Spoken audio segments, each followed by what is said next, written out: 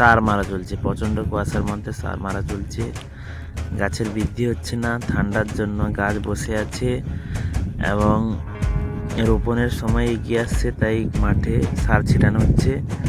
সার ছিটানো হলে গাছের একটু খাবার পাবে, গাছেরা খাবার পেলে গাছেরা তাদের বৃদ্ধি বজায় রাখবে।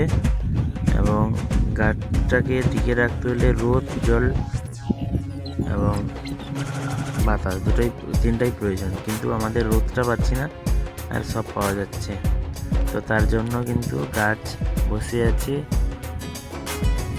সারের সঙ্গে একটা ভিটামিন মিশিয়ে ছিটানো হচ্ছে।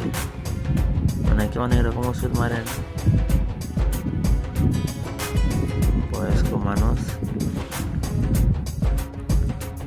চাষি মানুষ চাষকে ভালোবাসেন, তাই সকাল সকাল মাঠে চলে। সকালে কাজ করলে শরীরের ফিটনেস ঠিক থাকে। যারা প্রকৃত চাষি তারা কিন্তু ঠান্ডাকেও ভয় করেন না, আর গরমকেও ভয় করেন না, রোদকেও ভয় করেন না, কিছুকে ভয় করেন না। ভয় না করেই তারা সব কাজে এগিয়ে আসেন। ভয় করলে সব শেষ, ভয়কে জয় করতে হবে।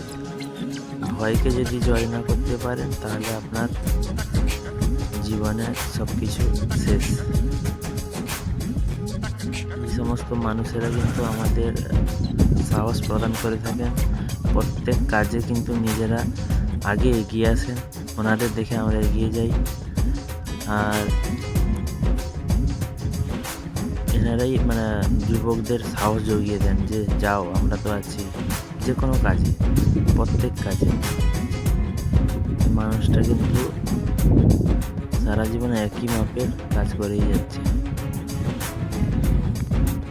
যতই কাজ থাকুক বা যতই ঝামেলা থাকুক, যারা প্রকৃত চাষ করে তারা প্রত্যেক দিন মাঠে আসবেই, এবং প্রত্যেক দিন মাঠের যে সমস্ত কাজ পড়ে থাকে সেগুলো কমপ্লিট করে তারপর সে অন্য কাজে যাবে।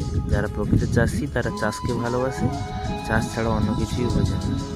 জানে যে আমার রোজগার এখান থেকে, আমাদের পরিবার এইখান থেকে চলে, এখান থেকে রোজগার হলে আমি আমার স্বাচ্ছন্দ্যে জীবনযাপন করতে পারবো। সেই ভেবেই মানুষেরা, আমার গ্রামের মানুষেরা